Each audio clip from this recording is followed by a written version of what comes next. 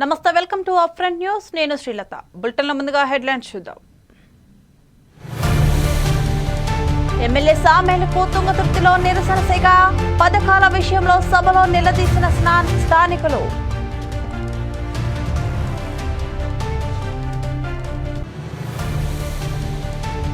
మహబూబాబాద్ లో 5 రూపాయల భోజనం ప్రారంభించిన ప్రభుత్వ whip Ramachandra Naik.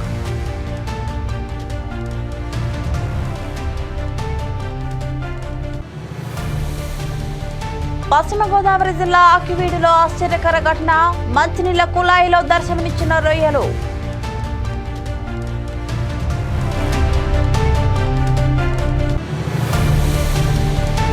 Child commission member పత్తుల Padmavati warning, పిల్లలను ఇబ్బంది పెడితే ఊరుకునేది లేదని హెచ్చరిక.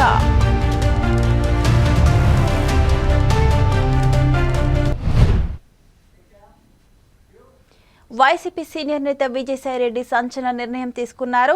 రాజకీయాలకు గుడ్ బై చెప్తున్నట్టు ఎక్స్ వేదికగా ప్రకటించారు. రాజకీయాల నుంచి తప్పుకుంటున్నట్లు ట్వీట్ చేశారు. ఈ నేపథ్యంలో కాసేపట్లో రాజ్యసభ సభ్యత్వానికి రాజీనామా చేయనున్నట్లు తెలిపారు. ఇది పూర్తిగా వ్యక్తిగతమని, ఏ పార్టీలోనూ చేయడం లేదని విజయసాయిరెడ్డి స్పష్టం చేశారు. సీఎం చంద్రబాబు కుటుంబంతో వ్యక్తిగత విభేదాలు లేవని చెప్పారు. డిప్యూటీ సీఎం పవన్ కళ్యాణ్ తో చిరకాల స్నేహం ఉందని ఆసక్తికర వ్యాఖ్యలు చేశారు. 2 సార్లు రాజ్యసభ సభ్యుడిగా అవకాశం ఇచ్చిన మాజీ సీఎం జగన్ కు తనను ఇంతటి ఉన్నత స్థాయికి తీసుకెళ్లిన జగన్ ను సతీమణి భారత్ కి కృతజ్ఞతని అని ట్వీట్ చేశారు.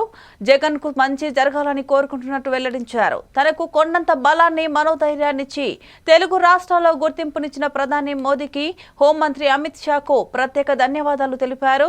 సుదీర్ఘ రాజకీయ ప్రయాణంలో ఆదరించిన రాష్ట్ర ప్రజలకు, మిత్రులకు, సహచరులకు, పార్టీ కార్యకర్తలకు ప్రతి ఒక్కరికి పేరు పేరున హృదయపూర్వక కృతజ్ఞతలు తెలియజేసుకుంటున్నాను అని విజయసాయిరెడ్డి ఎక్స్ లో పోస్ట్ చేశారు.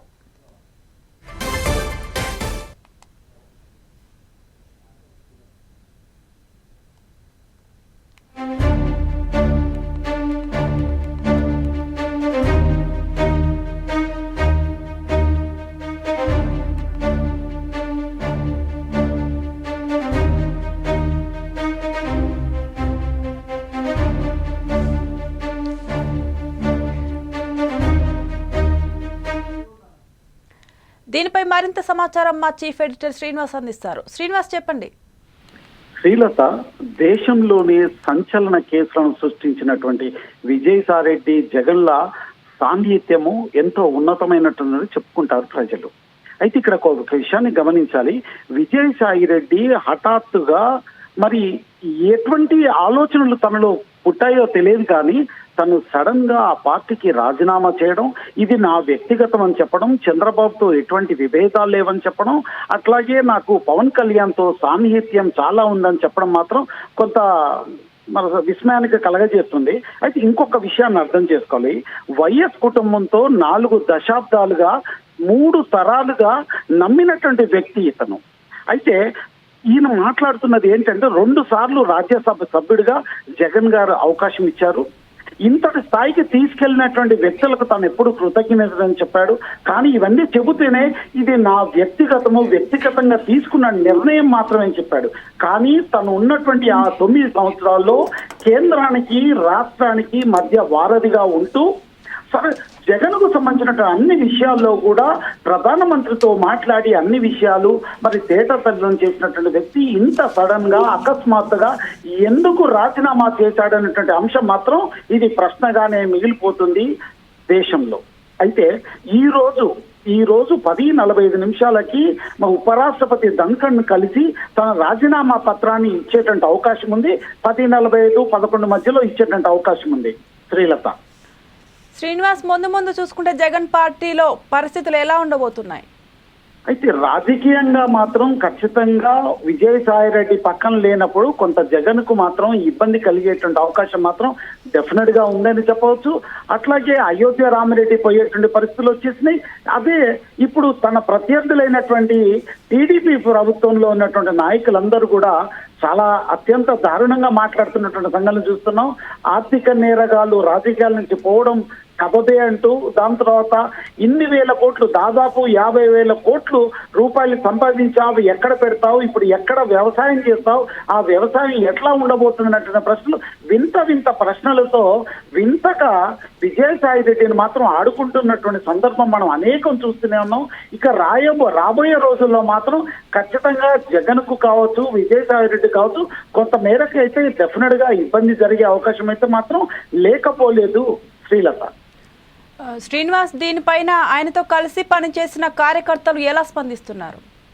సో వీళ్ళందరూ కూడా విజయసాయి రెడ్డిని కావచ్చు, జగన్ కావచ్చు, వీళ్ళందరూ ఒక రకంగా చెప్పాలంటే దేవుడుగానే చూస్తారు. ఎందుకంటే ప్రతి ఒక్క సమస్యలను కూడా తన దగ్గరకు వచ్చినటువంటి, తన నోటీస్కి వచ్చిన ప్రతి సమస్యను కూడా తను తీసుకొని పరిష్కరించి వాళ్ళకు న్యాయం చేసినటువంటి సంఘటనలు అనేకం ఉన్నాయి.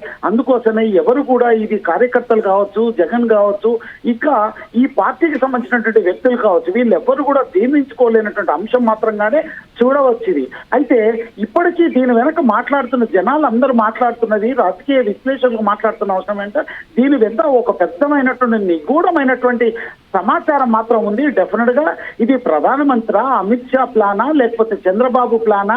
ఎందుకు అంటే జగన్ ను ఒంటరి చేసినట్లయితే తనను వేటాడడం ఈజీగా ఉంటుంది, తనను అంతమొందించడం, రాజకీయాల్లో నుంచి అంతమొందించడం చాలా సులువుగా ఉంటుందన్న నేపథ్యంలోనే విజయసాయి రెడ్డిని పక్కకు తప్పించాలా, లేకపోతే నిజంగా విజయసాయి రెడ్డి తన వ్యక్తిగతంగానే మరి రాజకీయాల నుంచి వైదొలిగారా అనేటువంటి అంశం మాత్రం ఇది ప్రశ్నగానే మిగిలిపోతున్నటువంటి విషయాన్ని మాత్రం అర్థం చేసుకోవాలి. కానీ కార్యకర్తలందరూ జీర్ణించుకోవట్లేదు. కార్యకర్తలందరూ తనకు అనేక విధాలుగా కలుస్తున్నారు, అనేక విధాలుగా ఫోన్ చేసి వేడుకుంటున్నప్పటికీ కూడా ఒకసారి నిర్ణయం తీసుకున్నాను, ఆ నిర్ణయాన్ని నేను వెనక్కి తీసుకుంటే నేను విజయసాయి రెడ్డిని కాదు, ఖచ్చితంగా నేను అనుకున్నటువంటి నిర్ణయాన్ని దాన్ని చేయబోతున్నాను అని చెప్తూ ఈ రోజు 10:45 నుంచి 11 మధ్యలో తన రాజీనామా పత్రాన్ని మాత్రం మరి ఉపరాష్ట్రపతి అయినటువంటి ధన్కర్కు మాత్రం ఇవ్వబోతున్నటువంటి విషయాన్ని మనం అర్థం చేసుకోవాలి శ్రీలత. శ్రీనివాస్, గతంలో ఈయన పైన చాలా కేసులు ఉన్నాయి, మరి ఇప్పుడు ఈయన ఈ నిర్ణయం తీసుకున్నారు కదా, దీని ప్రభావం జగన్ పైన పడే అవకాశం ఉందంటారా? ఖచ్చితంగా ఉంటుంది. ఎందుకు అంటే ఒక రకంగా ఆయన A1 అయితే ఈయన A2. సో ఈయన ఇంకోటంటే ఆర్థికంగా ఉన్నటువంటి కేసులన్నింటిపైన కూడా ఈయనే కీలక సూత్రధారి. ఈయన దగ్గర అన్ని అంశాలు, ఆ కుటుంబానికి సంబంధించినటువంటి అన్ని రహస్య సమాచారాలు తన దగ్గర ఉండేటువంటి అవకాశం ఎంత మాత్రం లేకపోలేదన్న విషయాన్ని మనమందరం గుర్తు చేసుకోవాలి. అయితే ఇప్పుడు ఈ కేసులన్నీ నిజంగా తన వ్యక్తిగతం అయినట్లయితే కేసులను ఎదుర్కోవాలి, రాజకీయంగా ఎదుర్కోవాలి, ఇవన్నీ సమస్యలు ఉంటాయి. ఒకవేళ గనక తన వెనుక గనక ఎవరో ఉండి ఈ రాజకీయ అస్త్ర సన్యాసం ఇస్తున్నారంటే మాత్రం దీని వెనుక ఎవరో పెద్ద వ్యక్తులు ఉన్నారు. సో వాళ్ళు తనను కాపాడేటువంటి అవకాశం ఉంటుంది. ఒకవేళ జగన్ ను కూడా కాపాడే నేపథ్యంలో నీ పదవిని త్యాగం చేయన్నప్పుడు కూడా ఇది చేసినటువంటి సందర్భాన్ని కూడా లేకపోలేదన్నటువంటి విషయాన్ని అర్థం చేసుకోవాల్సిన అవసరం మాత్రం ఉంది శ్రీలత. ఆయన నిర్ణయం తీసుకుంటూ చంద్రబాబు నాయుడుతో కానీ పవన్ కళ్యాణ్తో కానీ ఎలాంటి విభేదాలు లేవు వ్యక్తిగతంగా అని చెప్తున్నారు కదా, దీని వెనుక ఏమైనా ఊహాగానాలు వినిపిస్తున్నాయా? లేదు శ్రీలత, ఇక్కడ ఏంటంటే ఒక వ్యక్తి రాజకీయంగా ఉన్నత స్థాయిలో ఉన్నటువంటి వ్యక్తి, ఉన్నత స్థాయి రాజకీయాలు నడిపినటువంటి వ్యక్తి, వీళ్ళు ఎప్పుడు కూడా బయటపడేటువంటి అవకాశం లేదు. నాకు చంద్రబాబు వల్ల థ్రెట్ ఉంది, పవన్ కళ్యాణ్ వల్ల థ్రెట్ ఉంది, నరేంద్ర మోడీ వల్ల థ్రెట్ ఉంది, అమిత్ షా వల్ల థ్రెట్ ఉందని చెప్పేటువంటి అవకాశం. వీళ్ళందరితో నాకు శత్రుత్వం లేదు, మిత్రత్వమే ఉంది. సో వీళ్ళతో నేను ఎప్పటికి కూడా నేను మిత్రులాగానే మిగిలిపోతాను, వీళ్ళందరితో మంచిగా ఉంటానని మాత్రమే చెప్పగలుగుతారు. కానీ శత్రుత్వం ఉందని ఎప్పుడు కూడా మీడియా ముందు కావచ్చు, ప్రకటనల రూపంలో మాత్రం ఎవరు కూడా చెప్పేటువంటి అవకాశం లేదు. కానీ దీని వెనక ఒక పెద్ద ఎత్తు కూడా ఉందన్నటువంటి విషయాన్ని మనం మీడియా పరంగా అర్థం చేసుకోవాలి. ప్రజలు తర్వాత రాజకీయ విశ్లేషకులు అందరూ కూడా విశ్లేషణ వస్తున్నటువంటి అంశం ఏమిటంటే డెఫినెట్ గా దీని వెనక ఒక పెద్ద అంటే రాజకీయ కుట్ర అనేటువంటి పెద్ద పదాలు వాడే కంటే దీని వెనక ఒక పెద్ద నిగూఢమైనటువంటి విషయం మాత్రం దాగి ఉందన్నటువంటి విషయాన్ని అర్థం చేసుకోవాల్సినటువంటి అవసరం మాత్రం ఉంది శ్రీలత. శ్రీనివాస్, చూసుకుంటే పార్టీ స్థాపించినప్పటి నుంచి జగన్ కి వెన్నుదన్నులో ఉన్నారైనా, ఇప్పుడు జగన్ ఎలా స్పందిస్తున్నారు దీనిపైన? జగన్ నార్మల్ గానే రాజకీయంలో ఎప్పుడు కూడా దుడుదుడుకు అభిప్రాయాలు కానీ నిర్ణయాలు కానీ వెల్లడించినటువంటి సంఘటనలు తన రాజకీయ కెరియర్ లో ఎప్పుడు చూడలేదు. కానీ తను కృంగిపోడు లేదా వచ్చింది కదా అని సంతోషపడడు. తను కూడా సమయం కోసం వేచి ఉంటాడు. సో కనుక తను కూడా ఎట్టి పరిస్థితుల్లో రాజకీయంగా నేను తగ్గానని చెబితే తన ప్రత్యర్థులు తన మీద ఎప్పుడు దాడిని ఒకేసారి ఉధృతం చేస్తారన్న ఉద్దేశంతో ఏ రాజకీయంగా ఉన్నటువంటి వ్యక్తి కూడా ఇమ్మీడియట్ గా తన హృదయంలో ఉన్నటువంటి విషయం కావచ్చు, తన హృదయంలో ఉన్నటువంటి బాధను కావచ్చు బయటపరిచేటువంటి అవకాశం ఎట్టి పరిస్థితుల్లో అందులో జగన్ ఇందులో దిట్ట అని చెప్పుకోవచ్చు. తన కష్టం వచ్చినా సంతోషం వచ్చినా ఇప్పటి వరకు ఎప్పుడు కూడా బయటపడినటువంటి దాఖలాలు ఎప్పుడూ లేవు. 16 నెలలు జైల్లో ఉండి గడిపొచ్చినప్పుడు కూడా ఎంతో ధైర్యంగా ప్రజల్లోకి వెళ్ళి తాను మళ్ళీ సీఎం గా గెలిచి ఉన్నటువంటి సందర్భాన్ని చూద్దాం. కనుక విజయసాయిరెడ్డి పోయాడో, అయోధ్య రామిరెడ్డి పోయారో, లేదా బాలినేని శ్రీనివాసరెడ్డి పోయారో, ఇంకా ఎవరైనా పోయినా కూడా తను ఎప్పుడు వనకడు వెనకడు అన్నటువంటి విషయాన్ని మాత్రం జగన్మోహన్ రెడ్డి ఎప్పుడు చెప్పకనే చెప్తా ఉంటాడు. తన వెనుకున్నటువంటి ప్రజలు కూడా తనకు అండదండగా ఉంటారు. కనుక దీంట్లో జగన్మోహన్ రెడ్డి భయపడేటువంటి అంశం లేదు, బాధపడేటువంటి అంశం లేదు. కానీ ఇన్ని రోజులు ఉన్నటువంటి వ్యక్తి ఎందుకు దూరం అయ్యాడు అనేటువంటి విషయం మాత్రం తన హృదయంలో ఒక ముళ్ళులాగా పుచ్చుకుంటుందన్నటువంటి విషయాన్ని మనం పూర్తి స్థాయిలో అర్థం చేసుకోవాలి. ఇక్కడ శ్రీలత పార్టీలో ఇప్పటి వరకు మనం చూసుకుంటే విజయసాయి రెడ్డికి జగన్ కి మధ్యలో విభేదాలు వచ్చిన సిచ్యువేషన్స్ ఏమైనా కనిపించాయా? సహజం. ఒక రాజకీయ పార్టీలో ఒక సమస్య మీద ఒక్కొక్కరు ఒక్కొక్క విధంగా స్పందించేటువంటి అవకాశం ఉంటుంది. దీన్ని ఎప్పుడు క్లారిఫై చేసుకుంటారంటే ఇద్దరు వ్యతిరేకంగా స్పందించినప్పుడు దాని తర్వాత మళ్ళీ కూర్చొని ఎనాలిసిస్ అంటే విశ్లేషణ చేసుకుంటున్నప్పుడు పార్టీ ఎవరెవరు ఏం మాట్లాడడం విశ్లేషణ చేసుకుంటప్పుడు డెఫినెట్ గా విశ్లేషణ చేసుకొని మళ్ళీ ఒకే మాట మీదకి ఇద్దరు వచ్చేటువంటి సందర్భాలు అనేకం ఉన్నాయి. కానీ విభేదించడం అనేది ఇది సహజంగా అత్యంత సహజంగా జరిగేటువంటి విషయం మానవాళిలో. అట్లాగే వీళ్ళిద్దరూ మానవాళియే కదా, మానవాళిని మించినటువంటి అతీంద్ర శక్తులు వీళ్ళిద్దరి దగ్గర ఏం లేవు. కనుక వీళ్ళిద్దరూ విభేదించవచ్చు, మళ్ళీ కలిసిపోయేటువంటి అవకాశం ఉంటుంది. ఇది సహజంగా జరిగేటువంటి ప్రక్రియ మాత్రమే. Srilatha. Okay, thank you Srinivas.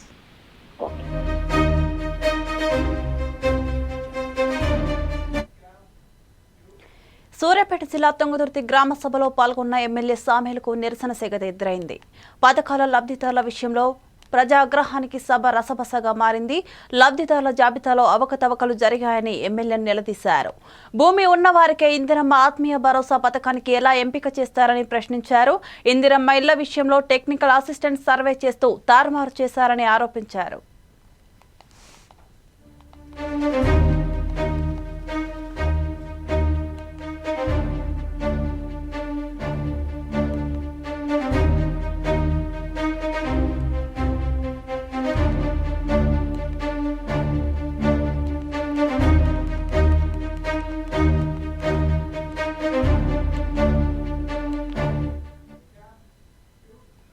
గత ప్రభుత్వం రాష్ట్రాన్ని అప్పుల కుప్పలుగా మార్చిందని విప్ రామచంద్రు నాయక్ అన్నారు. అయినా కూడా 21,000 కోట్లతో 25 లక్షల మంది రైతులకు రుణ విముక్తి కలిగించిన ఘనత కాంగ్రెస్ పార్టీకే దక్కిందని కొనియాడారు. మహబూబాబాద్లోని వ్యవసాయ మార్కెట్లో మిర్చి కొనుగోలు, 5 రూపాయల భోజనం వంటి కార్యక్రమాలను MLA Murali Naik, market chairman సుధాకర్లతో కలిసి ఆయన ప్రారంభించారు. కౌలు రైతులను ఆదుకునేందుకు రేపటి నుంచి ఇందిరమ్మ రైతు భరోసాను ప్రారంభిస్తున్నట్లు చెప్పారు.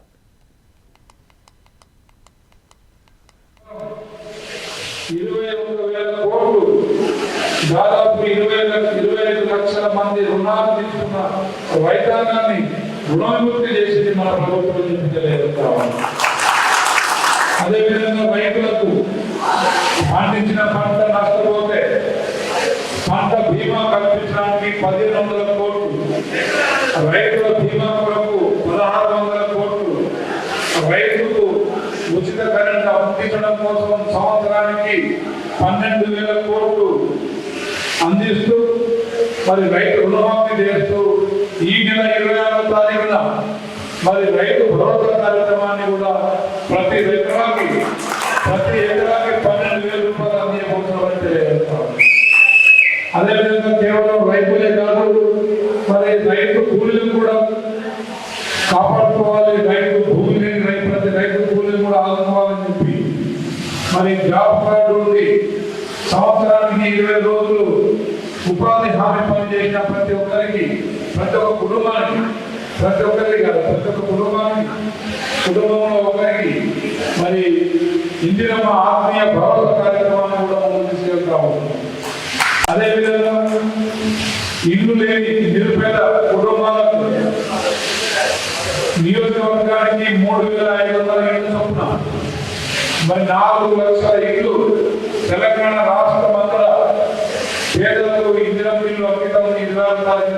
చేస్తూ ఉన్నాం. అదేవిధంగా ration card below poverty line నిరుపేద కుటుంబాలకు తెల్ల రేషన్ కార్డు అందించి రేషన్ కార్డుతో పాటు ప్రతి ఒక్క పశ్చిమ గోదావరి జిల్లా ఆకివీడు నగర పంచాయతీలో ఆశ్చర్యకర ఘటన చోటు చేసుకుంది. కుళాయిల ద్వారా మంచినీళ్లు పట్టుకునేవారు అవాక్కయ్యేలా రొయ్యలు దర్శనమిచ్చాయి. బకెట్లో రొయ్యలు అటు ఇటు తిరగడంతో ఒక్కసారిగా షాక్ అయ్యారు. ఇప్పటికే కుళాయి నీళ్లు తాగాలంటే రోగాలు వస్తాయనే భయంతో ఉన్నట్లు స్థానికులు తెలిపారు. రొయ్యలు రావడంతో ఏం చేయాలో ఎవరికి చెప్పాలో దిక్కుతోచని స్థితిలో ఉన్నామని ఆవేదన వ్యక్తం చేస్తున్నారు. నీటి ట్యాంకును శుభ్రం చేస్తున్నారా లేదా అనే సందేహాలు ప్రజల్లో వ్యక్తమవుతున్నాయి. చెరువు పూర్తిగా వ్యర్థాలతో నిండిపోయి ఉండడంతో దాన్ని అధికారులు చూడడం లేదని మండిపడుతున్నారు. పన్నులపై ప్రత్యేక దృష్టి సారించిన పంచాయతీ అధికారులు తాగునీరు శుభ్రపరిచి ప్రజలకు అందించడం లేదని నిలదీస్తున్నారు. ఇప్పటికైనా అధికారులు తాగునీటిపై ప్రత్యేక శ్రద్ధ పెట్టి స్వచ్ఛమైన నీరు అందించి తమ ప్రాణాలు కాపాడాలని ప్రజలు వేడుకుంటున్నారు.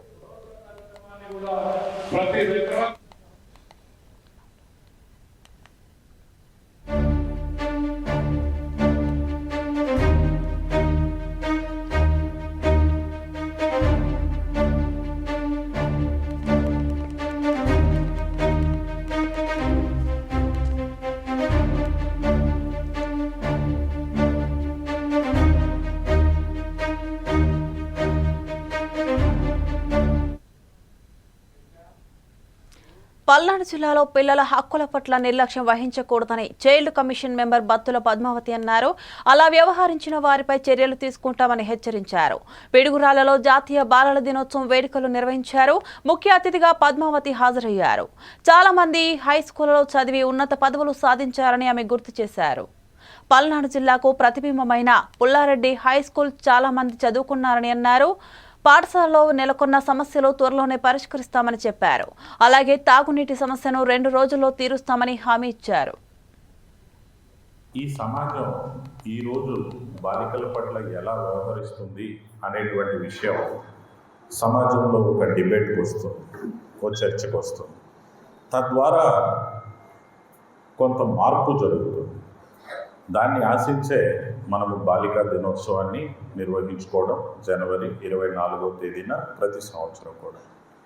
మరి ఆ అమ్మాయికి ఇవ్వాల్సిన పోషక ఆహారాన్ని ఇవ్వకుండా ఒక వివక్ష తీరా అయింది. స్కూల్కి వెళ్ళే రోజు వచ్చింది. మగపిల్లని అయితే ప్రైవేట్ స్కూళ్ళు మంచి చోటికి వదులుదాం, ఆడపిల్లని ఎక్కడో ఒక చోట పడేద్దాం. ఉన్నప్పటి నుంచి ఆడపిల్ల అనేక రకాలైన వివక్షలు ఎదుర్కొంటుంది. అది పుట్టుకతో వచ్చే వివక్ష, పుట్టుక గురించి వివక్ష, పోషక ఆహారంలో వివక్ష, చదువులో వివక్ష, పెంపకంలో వివక్ష, ఉద్యోగం చేసే దగ్గర సెక్సువల్ హెరాస్మెంట్, అధికారులు కొలీగ్స్ హెరాస్మెంట్, ఇళ్లలో భర్త దగ్గర హెరాస్మెంట్, రకమైనటువంటి సమస్యలన్నీ ఆడకూతురు ఎదుర్కొంటా ఉంది ఈ సమాజం. ఈ సమస్యలన్నీ ఎదుర్కొంటుంది కాబట్టే వాళ్ళ సమస్యల్ని చర్చించాలి, వాళ్ళ గురించి మాట్లాడుకోవాలి, వాళ్ళ గురించి సరైన నిర్ణయాలు తీసుకోవాలి, సరైన దిశగా ఈ సమాజాన్ని నడిపించాలి. పని చేయని అధికారులు, పిల్లల విషయంలో పట్టించుకోని వాళ్ళు, పిల్లల విషయంలో వైలేషన్కి గురి చేసినటువంటి వాళ్ళు ఈ పల్నాడు జిల్లాలో ఏ అధికారైనా కూడా వితిన్ సెకండ్స్లో మేము కూడా ఉపేక్షించము, గవర్నమెంట్ కూడా ఉపేక్షించదు, కలెక్టర్ గారు అస్సలు ఊరుకోరు. కమిషన్ ఏదైనా ఒకటి మొన్న ఈ మధ్య పిల్లలకి ఫుడ్ బాగాలేదని సత్తెనపల్లిలో అటెంప్ట్ సూసైడ్ చేస్తే నేనే వెళ్ళాను. సుమోటోగా కేసు తీసుకొని నేను కమిషన్ విజిట్ చేసి ఆమెను వితిన్ సెకండ్స్లో ట్రాన్స్ఫర్ చేయించేశాను. అందుకని ప్రతి విషయంలో social welfare hostel, BC welfare, tribal welfare, minority welfare, KGBVs, all child డెవలప్మెంట్కి సంబంధించి ప్రతి ఒక్క హాస్టల్లో ఫుడ్ కానీ అన్ని facilities, all facilities to effective implementation of child rights. ఎక్కడైతే చైల్డ్ ప్రొటెక్షన్ మెకానిజం అనేటువంటిది వైలేషన్ గురి చేస్తుందో అవి ఎట్టి పరిస్థితుల్లో కమిషన్ ఉపేక్షించదు. కాబట్టి తూర్పుగోదావరి జిల్లాలో ఎమ్మెల్యే నల్లిమిల్లి రామకృష్ణారెడ్డి పర్యటించారు. అనపర్తి ఏరియా ఆసుపత్రిలో డిజిటల్ ఎక్స్రే ప్లాంట్ను ప్రారంభించారు. అలాగే ఆసుపత్రిలో జరిగిన అభివృద్ధి కమిటీ సమావేశంలో ఆయన పాల్గొన్నారు. ఆసుపత్రిలో సమస్యలు, మౌలిక వసతుల గురించి అడిగి తెలుసుకున్నారు. హాస్పిటల్కు వచ్చే రోగుల పట్ల వైద్యులు, సిబ్బంది స్నేహపూర్వకంగా మెలగాలని ఎమ్మెల్యే సూచించారు. అదేవిధంగా ఆసుపత్రిలో జరుగుతున్న అభివృద్ధి పనులు వేగవంతం చేయాలని గుత్తేదారులను ఆదేశించారు. అన్ని సౌకర్యాలు కల్పించేందుకు సహకారం అందిస్తామని ఎమ్మెల్యే హామీ ఇచ్చారు. మంజూరైన 100 పడకల ఆసుపత్రి, దాని భవన నిర్మాణాలు, అదేవిధంగా తదితర ఇక్కడ కావలసిన మౌలిక వసతులు, ఏ విధమైన మౌలిక వసతులు కావాలి, ఆసుపత్రికి సంబంధించి వైద్య సిబ్బంది విషయంలో కానీ ఇతర విషయాల్లో కానీ ఏ విధమైన అభివృద్ధి కార్యక్రమాలు చేపట్టాలని దానిపైన సంపూర్ణంగా చర్చించడం జరిగింది. అదేవిధంగా అడిషనల్ డిమాండ్ హెచ్ఓ గారు డాక్టర్ వసుంధర గారు కూడా ముఖ్య అతిథిగా వారు హాజరు కావడం, మిగిలిన సభ్యులందరూ హాజరు కావడం, ప్రభుత్వం తరఫు నుంచి సంపూర్ణమైన సహాయ సహకారాలు అందించాలి. ముఖ్యంగా స్నేహపూర్వక వాతావరణంలో పేషెంట్స్కి, వైద్యులకి, సిబ్బందికి మధ్యన ఒక స్నేహపూర్వక వాతావరణం ఉండాలి. దాన్ని పెంపొందింపజేసే విధంగా చర్యలు తీసుకోవాలని కమిటీ నిర్ణయం చేయడం జరిగింది. అదేవిధంగా గత 6 మాసాలుగా 100 పడకల ఆసుపత్రి నిర్మాణం నత్తనడకన సాగుతూ ఉంది. దాన్ని వేగవంతం చేయాలి. తొందరలోనే నూతన భవనాల్ని అందుబాటులోకి తీసుకురావాలనే నిర్ణయం. అదేవిధంగా కొత్తగా IPHL ల్యాబొరేటరీ ఒకటి ప్రభుత్వం 1,25 లక్షలతో శాంక్షన్ చేయడం జరిగింది. దాని నిర్మాణం కూడా తొందరలోనే మొదలుపెట్టి ఆ నిర్మాణాన్ని కూడా పూర్తి చేయాలి.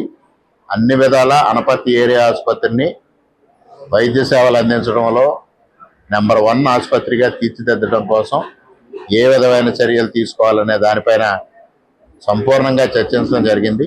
ఇక్కడ మనకి సుమారుగా ప్రతి నెల 50 నుంచి 60 డెలివరీలు ఏవైతే అవుతున్నాయో, ఇక ముందు మన PHCలోని ఉన్న మన ANMల సహకారంతో, మెడికల్ ఆఫీసర్ల సహకారంతో ఏవైతే కాంప్లికేటెడ్ డెలివరీస్ ఉంటాయో మనకి ఇక్కడ గైనిక్ విభాగంతో ఏకాభిగతమయ్యి ఈ డెలివరీలు పెంచడానికి అన్ని రకాల ఏర్పాట్లు చేయడం జరిగిందండి. హాస్పిటల్ డెవలప్మెంట్ సొసైటీలోని మరి MCH బ్లాక్ ని బాగా అభివృద్ధి చేయడం జరిగింది. అలాగే ఇక్కడ టీమ్ డెలివరీకి చేయడానికి అందరి టీము కూడా సంయుక్తంగా ఉన్నారండి. అలాగే మరి ఆర్థో సర్వీసెస్ కూడా చాలా బాగా జరుగుతున్నాయి.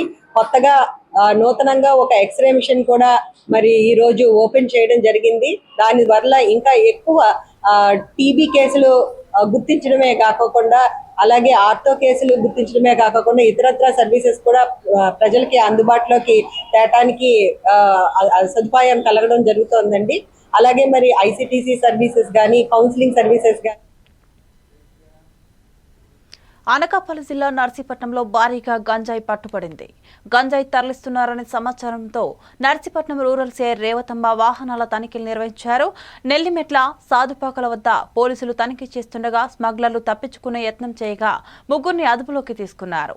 వారి వద్ద నుంచి 205 కిలోల గంజాయి స్వాధీనం చేసుకున్నారు. గంజాయి విలువ 10,25,000 ఉంటుందని తెలిపారు. 3 నిందితుల్లో ఒకరు మన్యం జిల్లా పెదబయలు మండలం, మరో 2 నిందితులు కేరళకు చెందిన వారిగా గుర్తించారు. నిందితులు ప్రయాణిస్తున్న కారు కేరళ రిజిస్ట్రేషన్ తో ఓ మీడియా ఫేక్ స్టిక్కర్ తో ఉన్నట్లు పోలీసులు వెల్లడించారు. CI Narsipatnam rural and SB team కి ఒక ఇన్పుట్ మీద సిఐ నర్సీపట్నం రూరల్ రేవతమ్మ గారు, SI Golconda and SI Narsipatnam rural along with their team Narsipatnam outskirts దగ్గర వెహికల్ చెకింగ్ చేసినప్పుడు 2 వెహికల్స్ ఇంటర్సెప్ట్ చేయడం జరిగింది. First is this Kia car 4-wheeler AP 39SU 5657 number plate registration. Second యామహా motor cycle AP 39RL 0806 vehicle registration పట్టుకోవడం జరిగింది. ఇందులో కార్లో మనకి 2 persons దొరికారు అండ్ ఈ పైలటింగ్ బైక్ లో మనకి ఒకరే దొరికారు. ఈ బండిలో 2 కేరళ వాళ్ళు, Thiruvananthapuram district. They had come from Thiruvananthapuram district on 16th of January వాళ్ళు అక్కడ నుంచి స్టార్ట్ అయ్యారు. ఏజెన్సీ ఏరియా 18th రీచ్ అయ్యారు ఫ్రమ్ దిస్ వెరీ వెహికల్.